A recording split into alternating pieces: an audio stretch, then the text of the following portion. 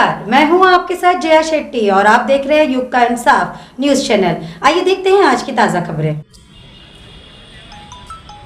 भारत माता की जय, जय शिवाय, एक आवाज में जय शिवाय, जय शिवाय। छात्र राजनीति से जुड़े NSUI दिल्ली यूनिवर्सिटी के अध्यक्ष रौनक खत्री का बुधवार को देवी अहिल्या विश्वविद्यालय के अध्यक्ष योगित गुप्ता के निमंत्रण पर इंदौर पहुंचे।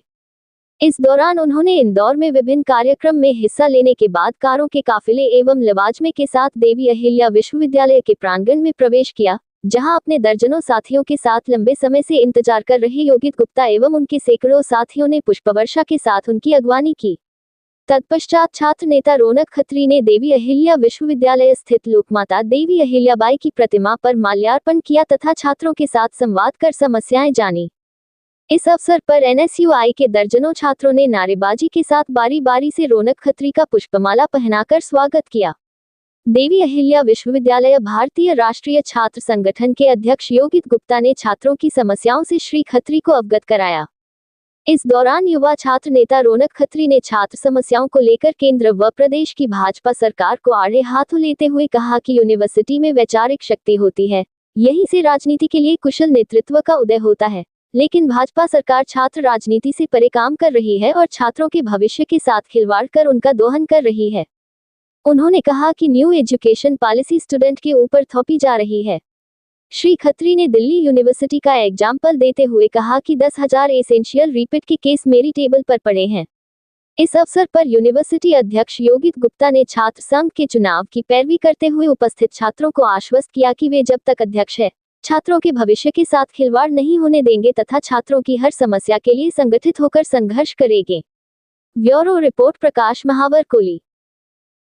मध्य प्रदेश का जो दौरा है, मैं दिल्ली यूनिवर्सिटी का स्टूडेंट यूनियन का प्रेसिडेंट हूँ रौनक खत्री। ये दौरा केवल एक राजनीतिक दौरा नहीं है, ये दौरा है मुद्दों के ऊपर। एक ऐसे मुद्दे जिनसे हर एक छात्र परेशान है, पीड़ित है। अब मुद्दों की शुरुआत करूं तो मुद्दे खत्म ही नहीं होंगे। सबसे पहले छात्र संघ चुनाव।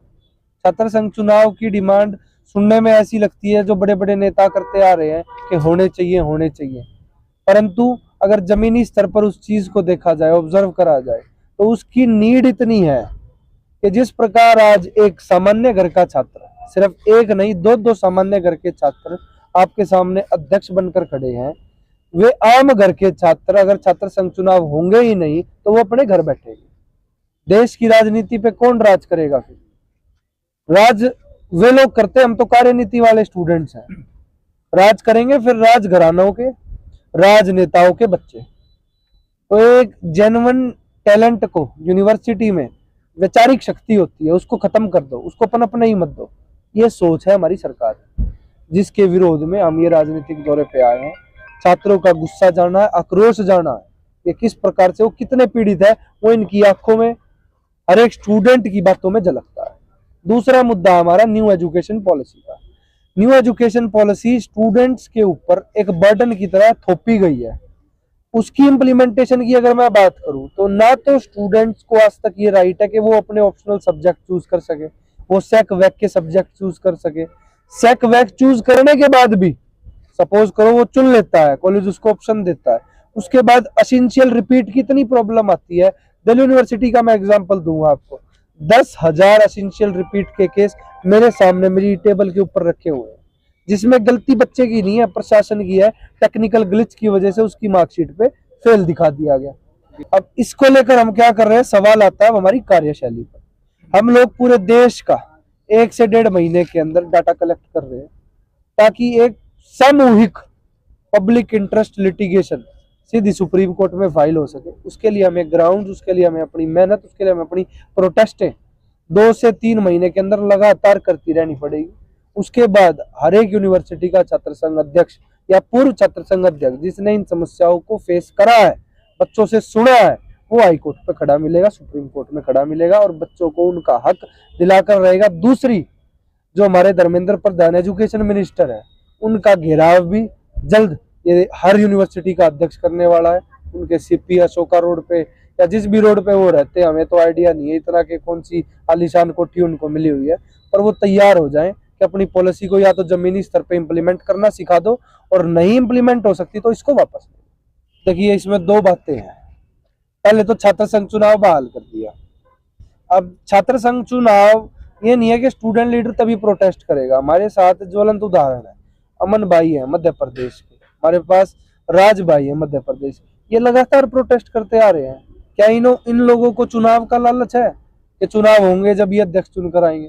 ये लोग अपनी आवाज उठा रहे हैं, पर ये लोग उस तानाशाही के खिलाफ कब तक आवाज उठाएंगे जब सरकार इनकी सुनेगी ही नहीं। ये 1 महीना, 2 महीना, साल, 5 साल, 6 साल संघर्ष कर लेंगे। छात्र नहीं, छात्र ही तो है, आगे चल के इनको इंटर्नशिप भी करनी है, अपनी प्लेसमेंट भी चाहिए, हर एक चीज पे आगे करियर भी बनाना है, या यहीं स्थित हो जाए ये स्टूडेंट। सरकार को क्या सुनती नहीं है कि एक छोटी सी डिमांड हम कर रहे हैं उसको सुन ले? किस नाम के एजुकेशन मिनिस्टर है, किस नाम के वाइस चांसलर यूनिवर्सिटियों में है? अभी तो मुद्दा आपके सामने स्पष्ट करा मैंने न्यू एजुकेशन पॉलिसी का। देश में इससे बड़ा मुद्दा है ही नहीं। छात्रों को किस प्रकार से भ्रमित किया जा रहा है, छात्रों को ही आइडिया नहीं है। इस पे मैंने डिटेल्ड रिपोर्ट निकाली हुई है, आप भी उसको सीरीज के माध्यम से इंस्टाग्राम पे, यूट्यूब पे, ट्विटर पे देख सकते हैं।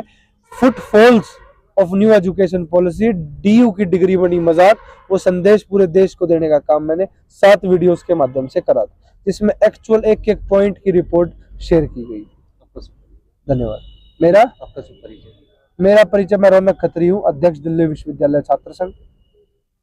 पहले तो मेरे बड़े भाई रौनक खत्री जी, जो कि डूसू इलेक्शन के बाद प्रेसिडेंट बने, उनका मैं आभार व्यक्त करता हूँ। उसके बाद आप सभी के माध्यम से मैं छात्रों को सुनिश्चित करना चाहता हूँ कि मेरे प्रेसिडेंट पद से हटने से पहले ये यूनिवर्सिटी की कायाकल्प पूरी तरीके से बदली जाएगी, है ना। इस यूनिवर्सिटी में जितने भी प्रकार की गड़बड़ियाँ चल रही, छात्रों के हक को छीनने का काम किया जा रहा है, उसको हम पूरी तरीके से बंद करेंगे, उस पर पूरी तरीके से प्रतिबंध लगाएंगे।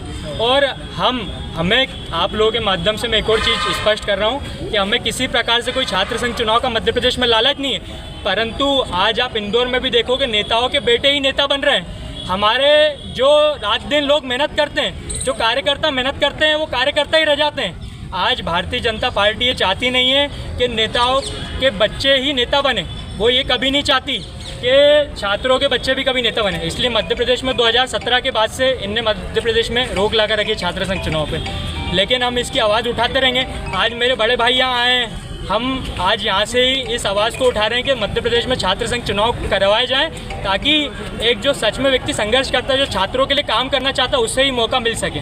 बहुत बहुत धन्यवाद आपका। बहुत बहुत शुक्रिया। बहुत बहुत योगेश गुप्ता, DU यूनिवर्सिटी।